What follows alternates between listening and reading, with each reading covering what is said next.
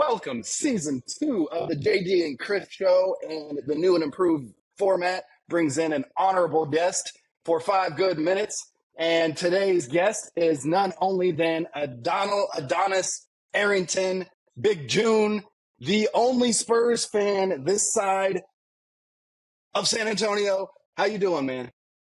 Hey, I'm doing great. It's awesome to be here on the pod.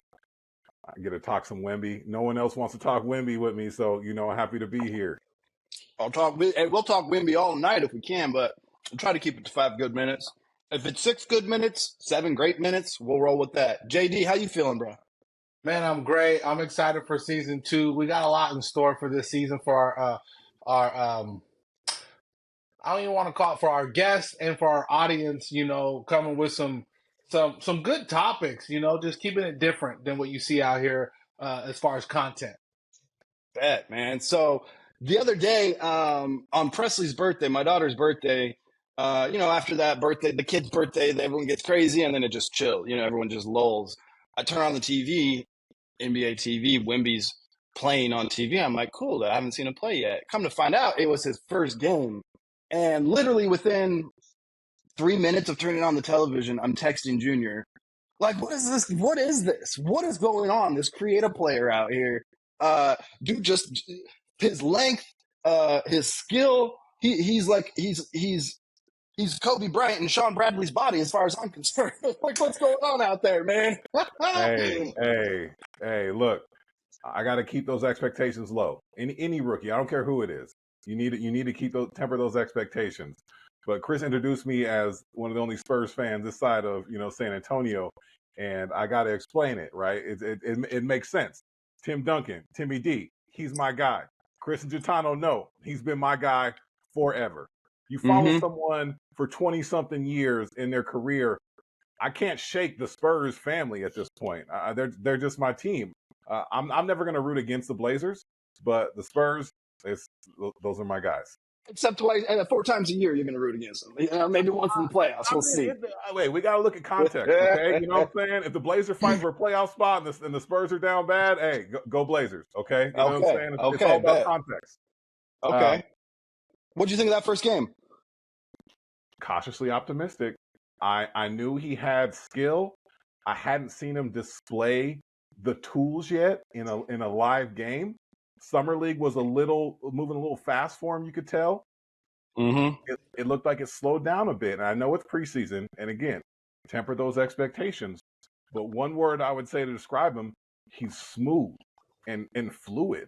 For that size, it's wild. It's wild. JD, what'd you think? It was great to see him go up against the other Slim Reaper in Chet and seeing them both out there and seeing how the NBA has evolved, where if this was, let's just say 94 Sean Bradley, you wouldn't see him doing alley-oops, shooting step backs, handling the rock, windmill. You just see guys in the center of the paint with their 8-foot wingspan, and that's what they're controlling. So it was great to see them both go at it. I'm excited for Wemby because, like you said, this guy got Kobe Bryant moves, but he's Sean Bradley height. Let's just keep it real. And Sean Bradley build. We'll get into that in a second. But one more comment. What I thought, like, watching the highlight pack, in real time you didn't see it as much, but in the highlight package, it looked like he was eager to play that game. Like, he had been waiting to get on the court regardless of preseason. Like, it just burst out of him. And it reminds me a little bit, there's that story about how when Magic Johnson won their very first preseason or maybe regular season game and, like, ran up to Kareem and hugged him and was so stoked, and they're like, calm down, rookie, it's the first game. Remind me of that a little bit, how the dude was just, like, so eager to play. And I hope it lasts. But Junior, we had a text exchange during the game that I feel like I may have had the upper hand in the end there, but let's debate that. And I want to make sure I don't mess this up. You said something about a comparison to Wilt Chamberlain in size or strength or something like that. Do you want to back that up? Do you want to stick with that, or are we switching opinions? First of all, I think people, and especially you right now, forget how skinny Wilt really was. Okay. Wilt wasn't built. Okay, he was toned, he was fit, he was athletic. Wilt was not a bulky dude at all. But my main point for that was the fact that Wilt stayed healthy his entire career, essentially. Absolutely. Okay.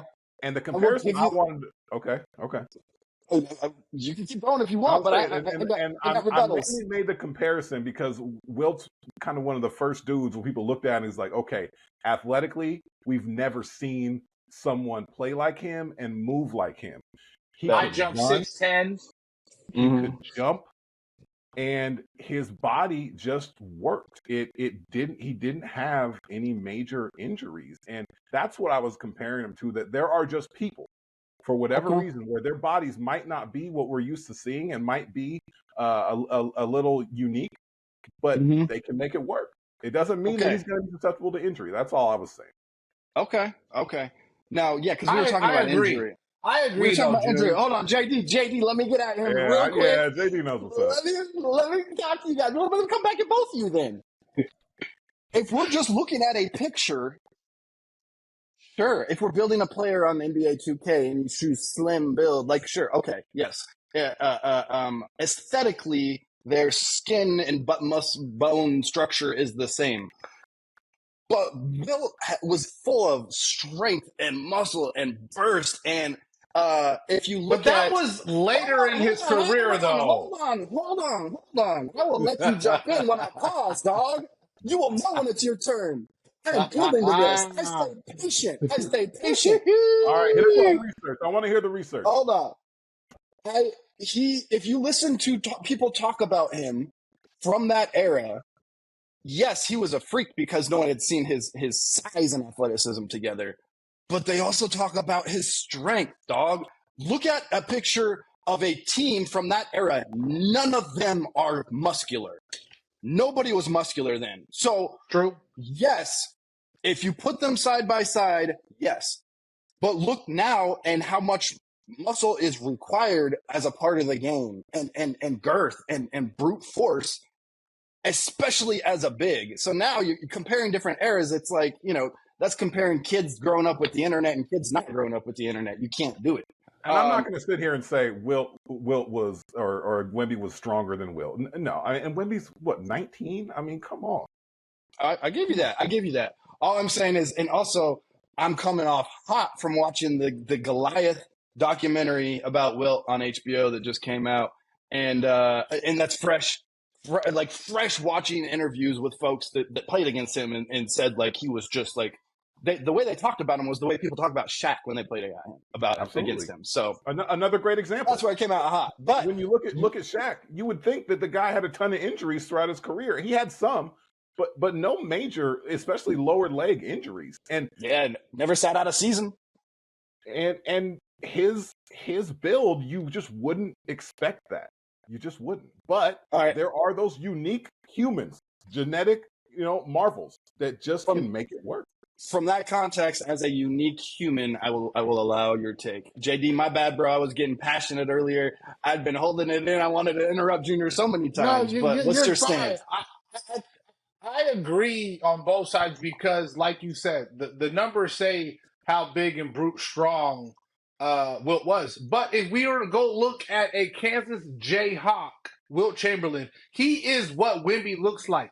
You can't be a high jumper and Flosberry flop 6'8", 6'10", like Wilt did if you're that big. So what Junior's saying is true in my mind as a historian of this sport. If you look at a Kansas Jayhawk, Wemby, or Wilt Chamberlain, he looks like Wemby.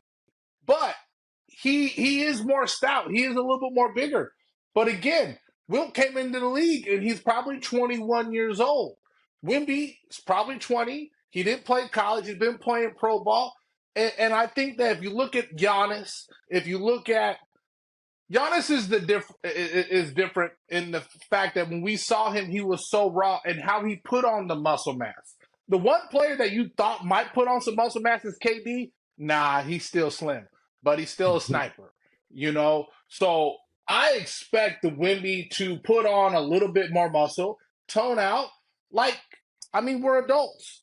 You know what I mean? Give him some time to mature into his body. But the comparison to Wilt and Wemby, I think Junior is spot on. We can put up a picture of Wilt Chamberlain when he was in college, high jumping, and Wemby. Hold on. Which comparison? Because we're talking. There's a lot of different buckets we put it in.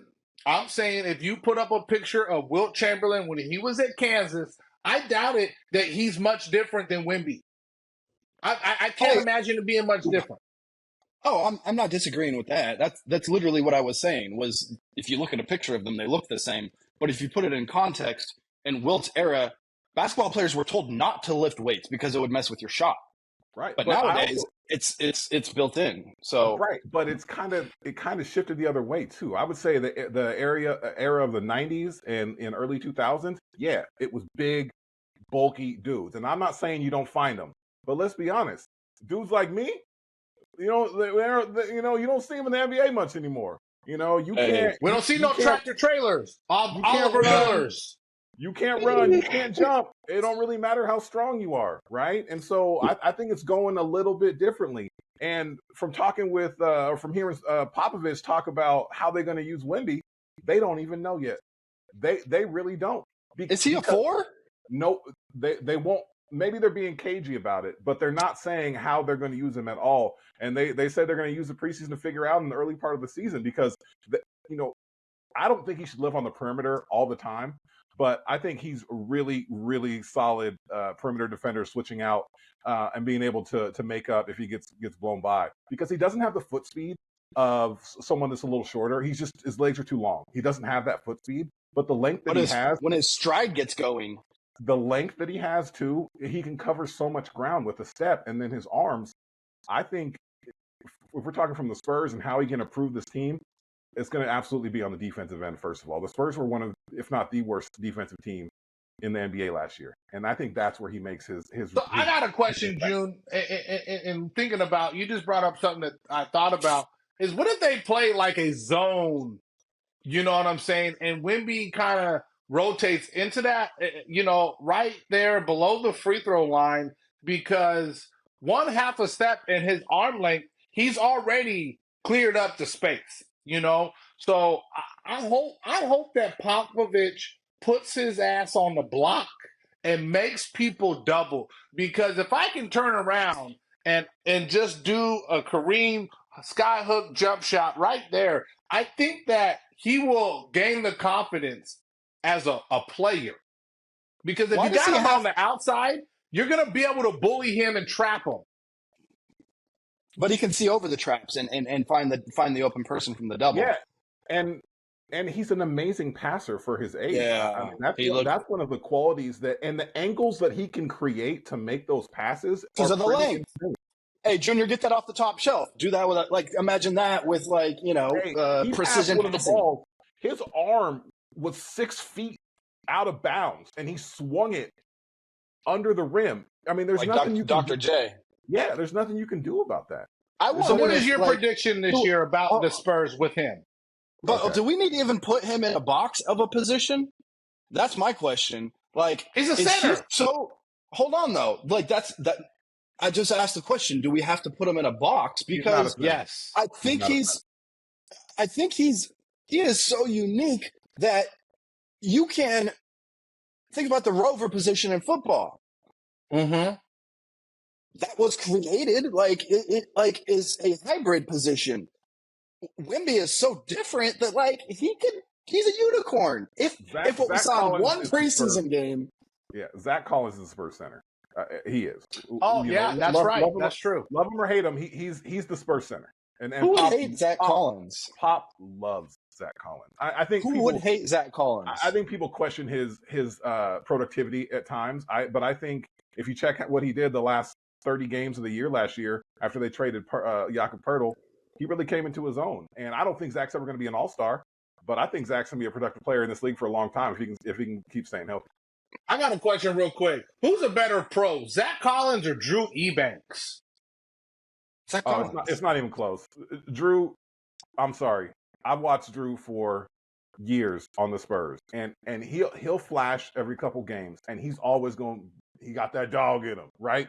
No doubt about it. But he is just not skilled as much as Zach Collins, and he's pretty short. He's only like 6'9". But my whole point is that Eubanks has been available, but he's not as good. He's just. I didn't not. even know the motherfucker played for the Spurs. That's like that's where I he never got knew he his played. bones. That's why I brought it up. He's a local guy, and he played for the Spurs for 5-6 years, and and then he came back here to Portland, and we'll see what he does for Phoenix. Hey, look, I love him as a dude off the bench. Zach Collins has a high ceiling. He's a shooter. He's got length. He's a defender. He's a rebounder. He's still only 25 years old. That is wild. Bro. He's a fucking years old. He's a different pedigree. He really is. Him and Eubanks aren't even on the same tier. I mean, I mean, we'll see. That'd be like saying who has a nicer jumper, me or Junior. Like, come on, we already know. That's not a competition. That lefty, Junior's is wet. Quit playing. Hey, I got the shot. We're talking about pure jump shots. First of all, I have a set shot. I have never jumped on a shot, so My fault. Yeah. Hey, but I'm gonna get back to your question though. Prediction. I know we're probably out of time here soon, but like I said at the beginning, we gotta be patient with this dude. He's not LeBron. LeBron came in NBA ready, body, mindset, all that. Like that's not what we're looking at here. He's not going to take his team to the Eastern Conference final or Western Conference Finals in the first year or two. It's just not going to happen. What is going to happen though is they're going to win a lot more games than they've won the last 2 years, and that's all I'm looking forward to. Look, if they sneak into the play-in game, cool, that might happen. But they're going to be on national TV 100 times more than they were last year. They didn't have a single national televised game on ESPN last year. So what kind of numbers do you think? Did they deserve one last year? No. What kind of numbers? 20-10, 20-11. What are real numbers for him? He's going to average 18, 8, and 5. I think easy. And how many games played, dog? How many games played, dog? Well, we had this little side bet on the over-under of 60 games played, or 60 and a half. 70. I say 70. You take the over? If we're only looking at history, he hasn't missed any games in his amateur career and his pro career in Europe yet. So, and you have that new rule, too, where he can't sit. You think Pop cares about these rules? That's true. When is Pop? That's Pop true. is the reason why these rules exist. Okay. Last question. Does he bring France a gold medal in his time in his professional career? How about that? He doesn't have enough help for that on the current France team. Yeah, unless America boycotts. He doesn't have enough help. Then they probably couldn't get past Spain. Argentina, fuck. I just, because he's talked about wanting to play for his country next year in the Olympics. And I think that's very, you're playing for your home country. You had a long rookie season. And that's the part I think you have to kind of be careful because you haven't had this type of training. You know what I mean? This is something that you build up to. And I just think it's, reason I just bring that up, to be mindful and be careful. Like, you go from a long NBA season, you've never done this before, you go to the Olympics and grind, and then you got the NBA season starting right back. Yeah, I think you play it by ear. You play the season, assess it at the end. How healthy was he throughout the season? And then make those decisions at that time. But what I will say is that he's not your average rookie from a maturity standpoint. Wemby's about that business. He has had a trainer and a regimen that he follows strictly, and he's had that for years. Dude doesn't party. He doesn't like the limelight. He wants to go to work, and that's all the reports out of the Spurs camp support that. You know what I like know that he cut his hair. You know what that sounds like to me? Mamba mentality. Hey, I mean, he got a long way to go. Long way to go. Hey, Hey, no partying, no clubbing, no friends, no drama. Like that's, I mean, Did he sign an endorsement deal with Nike? Right? I can't confirm it. I mean, if he didn't, I mean, he probably has his choice of whoever the hell he wants to sign with. So, where'd you get that poster at? man, we printed that out. Oh, you got that homemade that cricket. We got a we got a professional photo printer here. Man, we Let me get a print. We're makers over here. We be doing woodworking. We do a bunch of other I'm a crafts maker, and stuff. dog. You do wood burning? You gotta step that up. We've done it. We've dabbled. I'll say a Okay. little dabble, but that's more Chris, my wife's realm. So she gets into the more artistic stuff. Looks like Nike did sign Wemby. I just looked. Not surprised. Okay, yeah. So, do you think that he gets the signature shoe in a couple years? He still plays. Talking. Spurs, it looks like something got released. And he's big, and I know anyway, he's a phenomenon. Signature shoe. Sabrina he still plays for the Spurs, and you can't forget that. It's just it's a small market. People just people have perceptions about that, and they don't necessarily get that national love that they deserve. And so how do you think Chet looked? Did Chet look ready? He's another big guy. Hey, Chet gave Zach Collins that work, y'all. He did though, because Zach, for all of his, I think his skills that he has, he's not an elite athlete, and Chet just exposed that. He's just too long, too quick for Zach to handle. Wemby and him didn't exactly face up a bunch one-on-one. The one time Wemby did, he took him to the rack. He banged on him, right? Gave him the business. Yeah, and then Chet talking about he headbutted him. If you look at the play again, he put his head down. It wasn't a headbutt, but and get off the tracks when the train's coming through, dog. Hey, yeah. I did notice they had Jalen Williams on them. Like, what? Yeah, but yeah, that's going to be teams all year trying to play around with who can guard him and where you want the help to come from. Exactly, and it's preseason, so you're just going to experiment with things, and the Spurs doing the same thing. Yeah.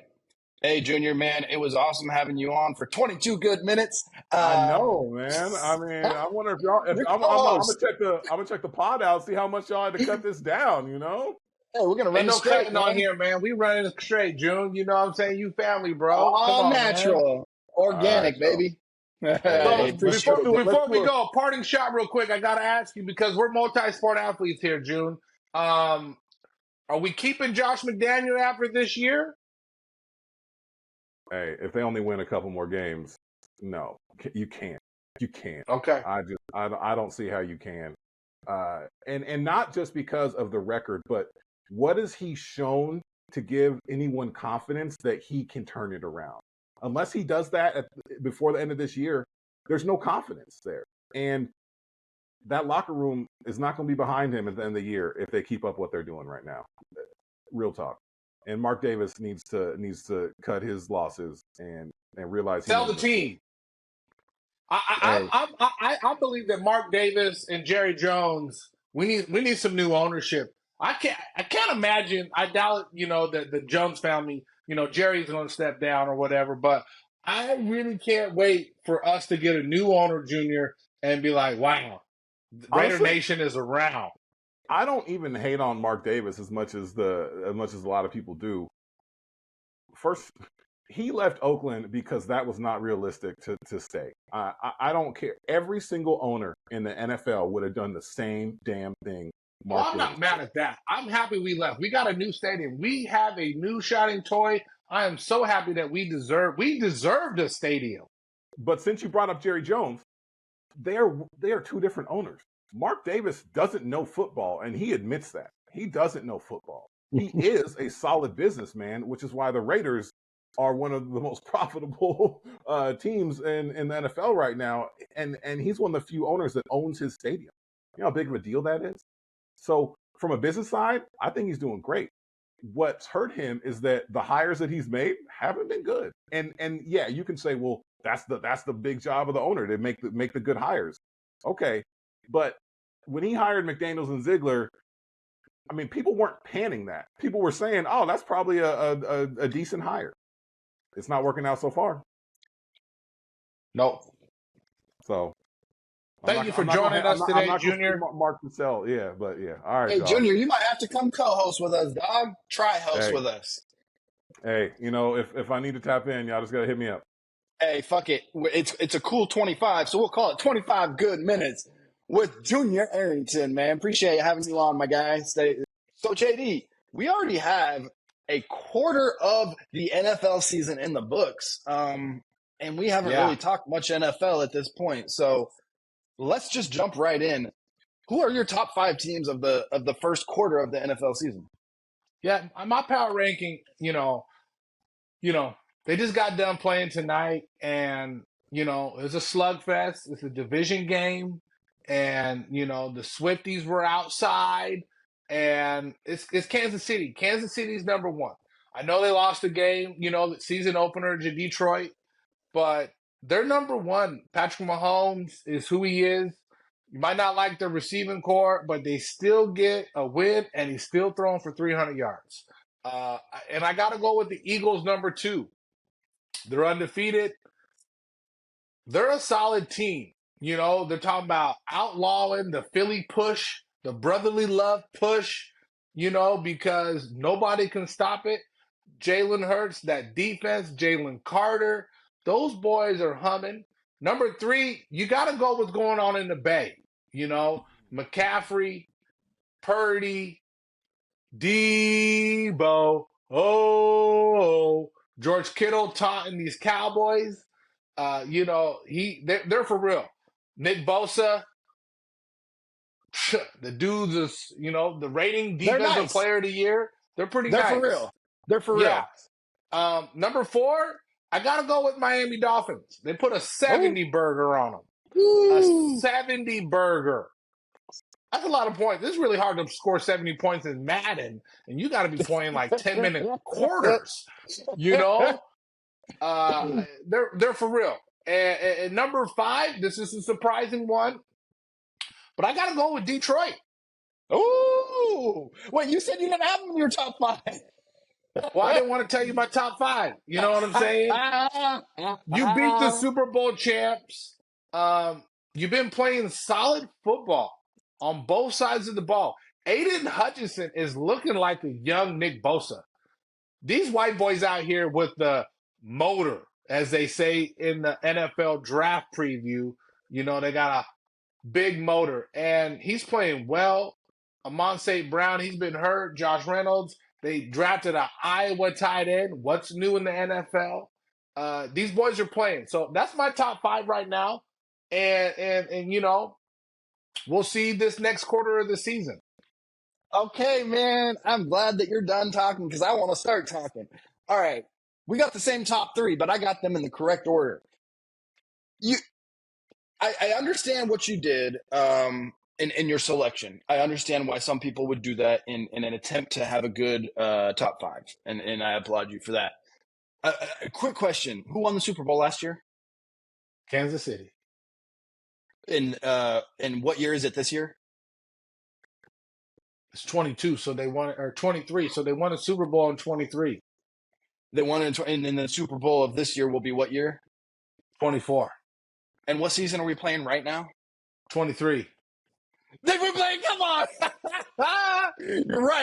You're right. But you know where I'm going with this. I do. You are. There's 2 schools of thought. It is you are the champs until you're dethroned, or what have you done for me lately? And I'm glad we both have different takes on this, man, because KC is number 3 in my top 5 because we're playing this season this year. My number 1 team is the undefeated team this year, and that's Philly. I mean, they had all the juice last year, and they came up short. To come out and be undefeated through, a quarter of the season, which is not, it's not half the season, it's not the full season, but to be able to come out and not take a loss yet after having heartache or heartbreak or whatever you want to call it, but like having such a great regular season and then being cut short, I think, a lot of people would roll over and be like, screw it. I don't want, to go do this again in the regular season. Let's turn it up at the end of the season instead this time. So the way they've started, I got to put them number one. Number two, I have the Niners because of all the reasons you listed. They're a juggernaut. They're a juggernaut. Purdy coming back healthy was huge, and I think if he can stay healthy, and McCaffrey can stay healthy, and a lot of their weapons, they are going to be in contention.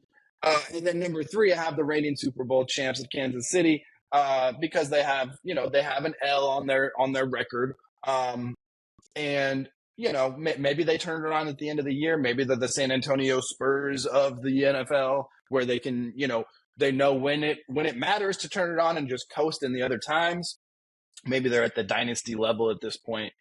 Number four, same as you, I got the Dolphins. Bro, you put up a 70 spot. It is unreal. And it wasn't just a fluke, to be able to have the record that they have at this point. It proves they're doing something right. And I love how their coach talks shit. And then number five, I have the Bills, even though they're not having a great start, which goes against my hot take. But when you put Detroit there, I had to ask myself, what is the one lost team that Detroit lost to this year? And so I got my Seattle Seahawks at number five, even though that first game, we'll call that a fluke. We will call that first game. Okay. Because they came out and they came out flat. It was the Rams. They weren't ready. Now we have some motion going. We have some momentum. And so, that's my sleeper number five. I mean, I'm excited for in a couple weeks when the 49ers and Seahawks play, because that's going to let us know how good the Seahawks are, and not how good the Niners are, you know what I mean? But how good the Seahawks are, because I don't, I mean, what if the Niners get shellacked? I'm not saying it's going to happen, and it likely won't happen, but if it's a 42-7 game or a 49-21 game, you know what I'm saying? I'm just saying, what if? That'll tell you something about the Niners. The regular season ain't about shit. We'll see you come January. All right. Well, speaking of the regular season doesn't start until Thanksgiving. Okay. Well, hey, let's speak of the regular season, but let's transition out of the NFL into what we got going on right here, my guy. We got a decent little game coming up here. We got two teams, rivals that are playing each other. Who the fuck knows what league they're in right now? Undefeated, both top 10. What is going on? What's your predictions for this weekend? Let's go fucking Ducks.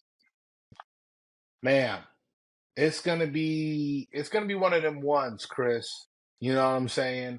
I got my tickets. I'm going up to Seattle, and I gotta represent. And I gotta watch, because Michael Penix is that dude. You know what I'm saying? Michael Penix is that dude. And believe it or not, Bo Nix, he's good too. So it's gonna be a good game. I'm excited because the whole country, all the pundits are already like, this is that game. And why? Because College Game Day is there. It's a 12:30 kick. And when the 12:30 kick is on primetime TV, that means that the East Coast people get to see what we do out here on the West Coast. And I'm not giving no type of predictions. I don't like betting or predicting any type of score. But, yeah, I think it's going to be a great game. And what did Rasheed Wallace say? Both teams played hard. Hey, so I'm looking forward to this for a number of reasons. One, I'm up here in enemy territory all week, flexing my Ducks gear head to toe as much as I can. We got the Kobe's on too. Nice. But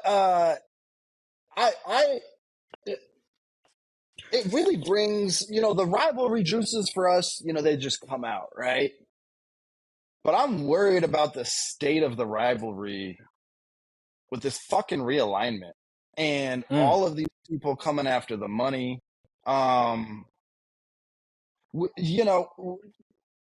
people I talk to about this are the people at work that, you can tell, whoever's a sports fan, the water cooler conversation. And being from Oregon and living in Washington, there's a we have some decent conversation. But I really think that they have ruined college sports for the time being, because what gets people like me get really excited about Saturdays is the rivalries, is going into enemy territory, is going to like all of the road games that I went to before I had kids, when we were just acting a fool, were all rivalry games or big games, and we went in there just to have fun and disrupt, and it's a pastime that I'm worried that is not going to be carried down, with the Pac-12 not being the Pac-12 anymore, and the Big Ten being the Big 100, and everyone just chasing a buck. I don't know if it's a coincidence that it is happening during the what's it called, the NIL, when the kids are getting paid. Is it NIL? What's it called? Name, image, and likeness. Yeah, the NIL, and maybe it's to offset that. Who knows? But I heard a really good theory the other night. I was at the they had a preseason game with the Jazz and the Clippers up at Climate Pledge in Seattle, and one of my son's friends' dads and I, we were just shooting the shit, and real big sports fan, had a really good take that I hadn't heard before. Maybe you have, JD. You know what? I mean, about soccer in England or in Europe, where they have relegation, right? What if they had a tier 1 and a tier 2 for the West Coast, where the Pac-12 was the tier 1, the Mountain West was the tier 2, and you have your top 10 teams, your bottom 10 teams, whatever it is, but based on your performance, and the top tier would have all the TV deals, all of the celebrity. The bottom tier would just be fighting to make it to the top tier.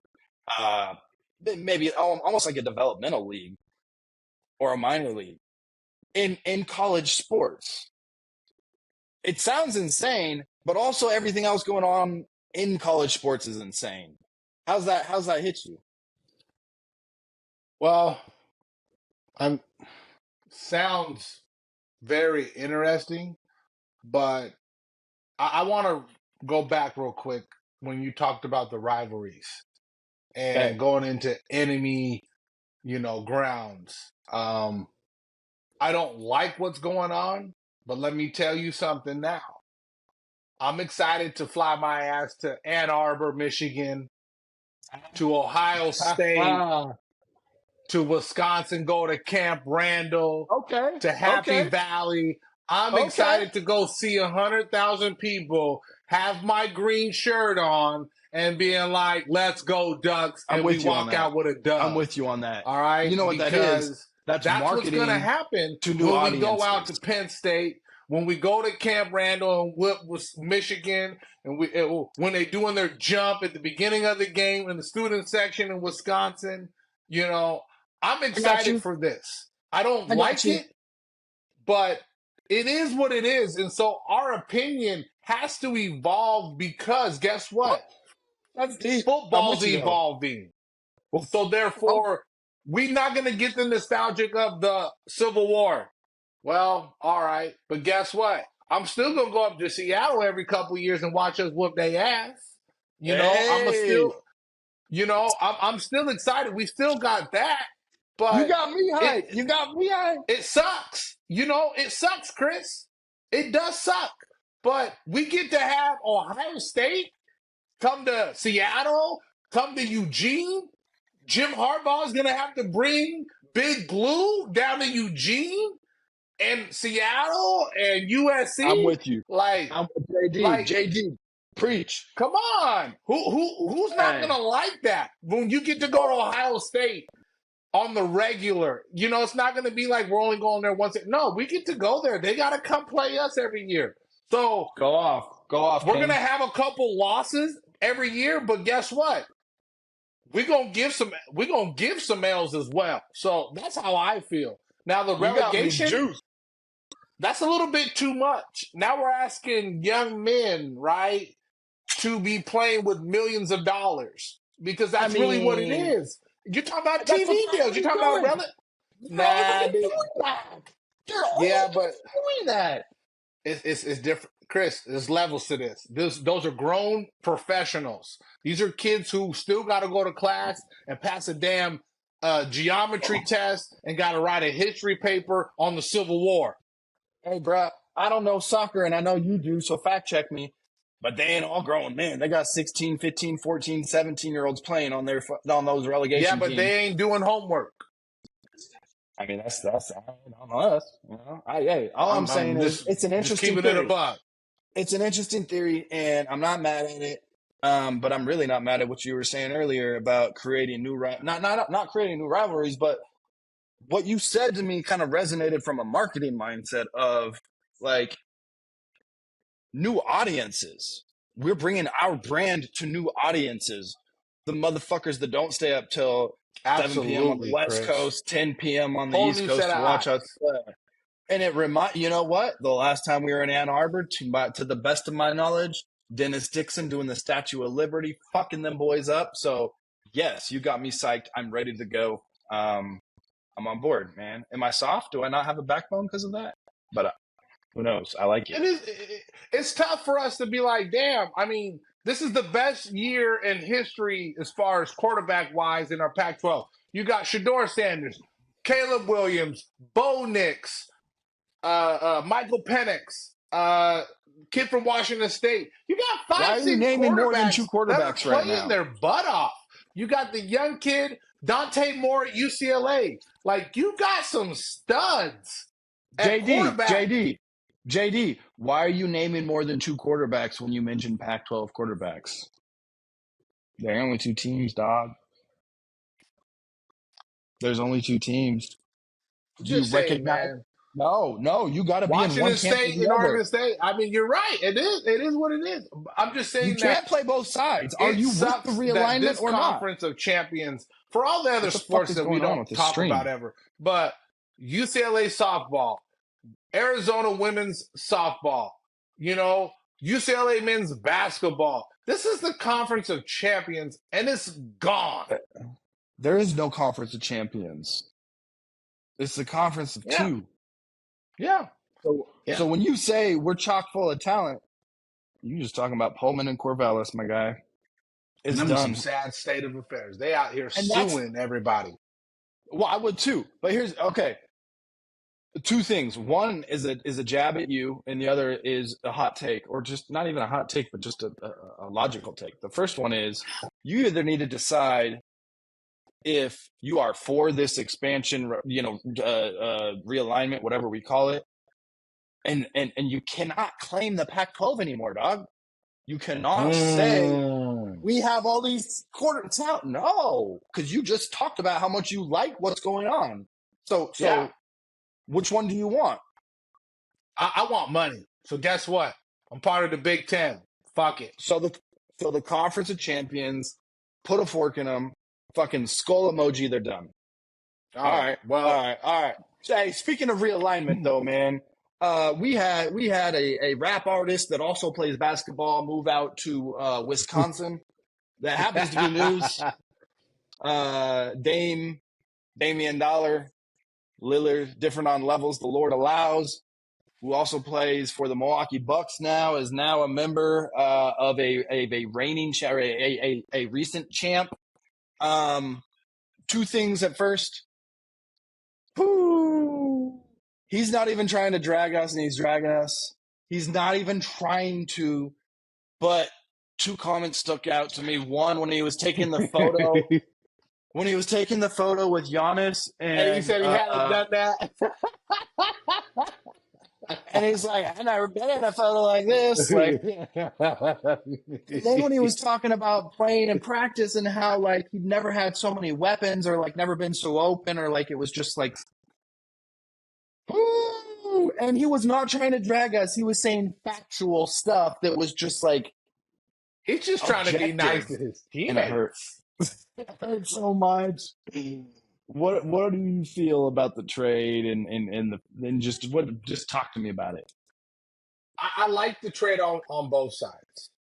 I'm going to start on the Blazer side because we're here. You got some good talent back. maybe not all the first-round picks you might have liked, but it's definitely better than Tyler Hero and whatever hot garbage who else was trying to get rid of. You got Preach. DeAndre Ayton, Malcolm Brogdon, Williams. I hate to see Nas the kid Little from- go, but at the same time, he hadn't been the kid from healthy. Phoenix. So, We got the kid from Phoenix. Don't forget the kid from Phoenix. you had just drafted Murray, Keegan Murray's little brother. So I think Nas Little, they're like, maybe this is a cheaper replacement, somebody who's a better 3-and-D than Nas Little. I like that here's the big one. You got rid of $260 million in cap space that you got to give to somebody. Like, I'm just going on a basketball cap, salary cap, general manager, just like Mike Dunleavy getting rid of Jordan Poole. At the end of the day, you got to keep looking for the future and winning right now. And I think that getting rid of Dame might not be good as far as fans, putting seats into the stadium, but you're also lowering your tax because, I think the late Blazers were in the salary, the penalty, because Dame's contract is not little. That is a massive contract. He signed an extension. He's one of the highest paid players. And let's go on the Milwaukee side. Well, Giannis, we just went and got you a top 75 player. Sign that extension. Yeah, exactly. What else you want us to do, Giannis?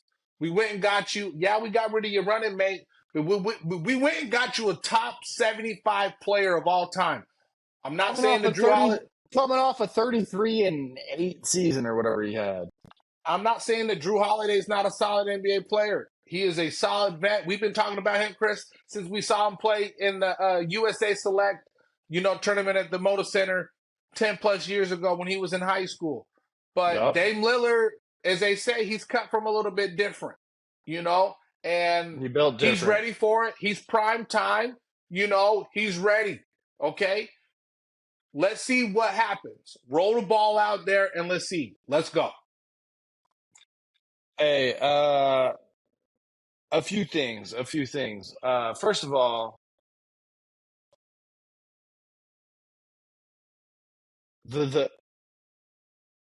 I felt a wave of satisfaction not letting Dame go to Miami. As much as I love Dame, you can't just call your shots. You're not Shaq. And Shaq shouldn't have called his shots. They probably tried for months or weeks or days or hours. They tried to get it done. Seconds. But what they got back in return, even before the Drew Holiday trade,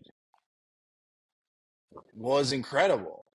Then because at first it's like, damn, you lost Dame and Nurk, but then look what we got back. We got not only a starting center but a backup center who could be a starting center on half the teams in the league, which we haven't had depth at the center position for a while. Nurk was always hurt. You get guys that are on the same, and this is a buzzword, but it works. It's facts, on the same career arc as each other. So you don't have a guy who's Scoot Henderson and way out here. You got guys that are all kind of right. It's not rebuilding. It's just getting guys on the same career arc. So when they peak, they all peak together. Brogdon, I like coming in. I don't know how old he is, but he looks like a dude that went to school for 4 years. No stereotype. Yes, I like what they got in return. You have Sharp, you have Anthony Simons, you have Scoot Henderson. I'm the world's biggest skeptic on Scoot Henderson right now. I don't know if it's because he wears the number 00 or if because he wears those weird calf braces or what, but aesthetically I don't like how he looks. He don't look like a hooper. He don't look like a hooper. Is that what you're trying to say, Kris? No, I think that maybe I should have closed with that as the cherry on top. But I don't like that he's not a shooter. He can shoot, but he's not a shooter. I don't like that he's not bigger or faster. Either be bigger or be faster. Don't be like middle on both. I hear he has some dog in him, but I got to see it. I got to see it in a meaningful game against meaningful competition. For all intents and purposes, I'm starting Anthony Simons and Shaden Sharp at my 1 and my 2, and Scoot, prove yourself to me. I agree. I like Murray. But that's a I like solid bench. But that's a solid bench bringing in Brogdon and Scoot, though.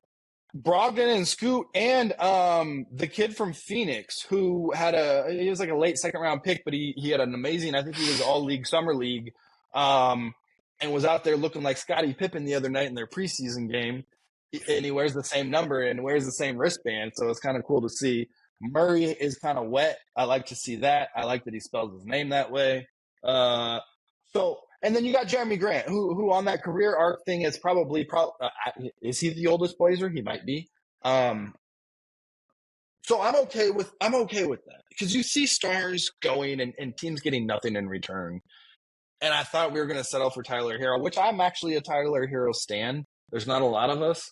I just like his game. I like his tenacity. You know, people say things about him, whatever. But Milwaukee is a problem. If they don't go to the finals, it's gonna be a problem. So that was my take coming into this conversation. When you mentioned salary cap, something triggered in my brain about Dame's contract. CJ's now obviously his contract's not there. Nurse contract's not there. I wonder if they're not prepping the team to sell, to be more attractive to sell without heavy contracts. Because Paul died, Jody doesn't like sports. Phil Knight's the team has to be sold per Paul Allen's will, so it's going to eventually happen. And I haven't seen anything in the media. I don't read the media. I just talk to people. So I don't know if that's a storyline or not, but I wonder if that was an influence on what we got back from Dame. It's just kind of the salary cap of the team and the luxury tax situation. Did Joe Cronin get pressure from Jody Allen and Vulcan not to take on a salary, a heavy salary cap in return for Dame? Who knows? I think, like you said, the trade is a win. And the part that you just brought up too, for me, that I just thought about, I was like, oh yeah, you got rid of Nurkic. You got rid of a disgruntled guy who thought he was Jokic. And no, you're not the real Jokic. The real Jokic, please stand up. And yes, he stood up this past season. He's brokish. And to get on to something, how do you feel about a guy that's our age, LeBron James, being the oldest player in the NBA? How does that make you feel, Coy Visto? He's 38. He'll be 39 this season. 21st season. He'll be 39 in 2 months, man. He's a December guy. I'm a September guy, so I just hit 39. December 30th, same birthday as the great Tiger Woods and my mama. Hey, shout out. Didn't know all that, man. It makes me sad, but also validated, I guess. You know what I'm saying? Like, I've been playing on this City League hoops team in Seattle, and I'm not nice anymore, bro. Like, Wow. That is the first truth you have said all season. That is I was at a whiteboard. Kris said, I'm not nice anymore. I can't believe that. Wow. He said it. But like, I still have that mentality, like, give me the ball, like, I'm gonna go get bucket. So yeah, it makes sense he's the oldest dude out there, because I'm the oldest dude out there too. What about you? I think it's great, because all the sports, and you hear all the vets talk about this now, that the NBA has gone to a younger crowd, and they've got rid of the Udonis Haslams. They got rid of the Kurt Thomases. The guys that played 18 years and sat on the bench and said, "Hey, come here, young fella. Yeah. What did Charles Barkley always talk about? Charles Barkley said Moses Malone said, "Hey, you know the Udonis Haslam, those guys that they show you how to dress, but they show you how to be professionals." Yep. And you know what they try to do is replace that with player development coaches and that's what's missing for dudes that are in our the friend front Mr. office. John Warren. Ain't no carries OGs. only so much weight. Yeah. Ain't no OGs. He don't got a Zebo. You know what I'm saying? In Memphis, a Tony Allen to be like, "Hey, bro, what you doing? You doing too much. Yeah. You out here wilding." No. Yeah. Get in line, bro. No. Like, Zebo's like, "Nah, man, your partners carry the heat. You don't carry the pistol."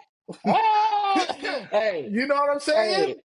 Well, hopefully that's what Derrick Rose is in Memphis to do with John Moran, but we'll see. But JD, I got to ask you one last thing, man. Good point.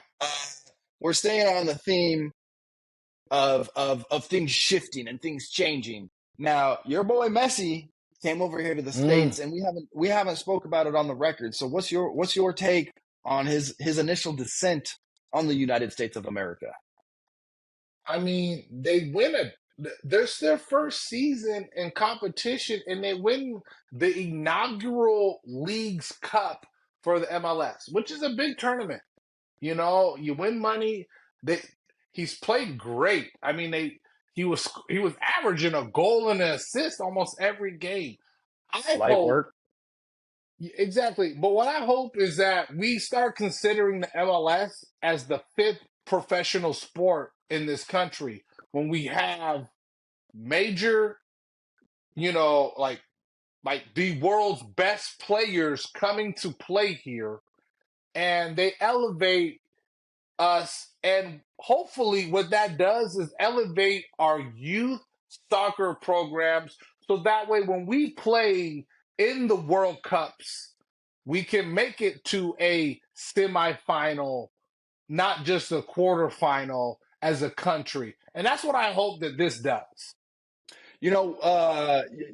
Another person that came over, speaking of the MLS having brand recognition or distribution value, I watched a little show called Beckham on Netflix the other day, and it was pretty good. Like, I'm not a football guy. Obviously, when we do our football segment, I don't talk football, not football.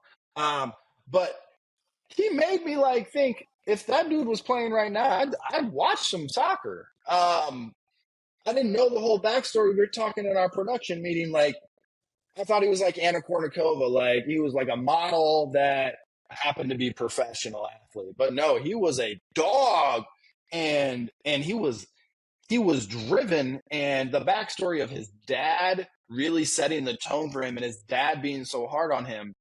And I didn't know that he fucked over his country. Well, the country thinks he fucked them over in the World Cup in what was that, 96, 98, something like that.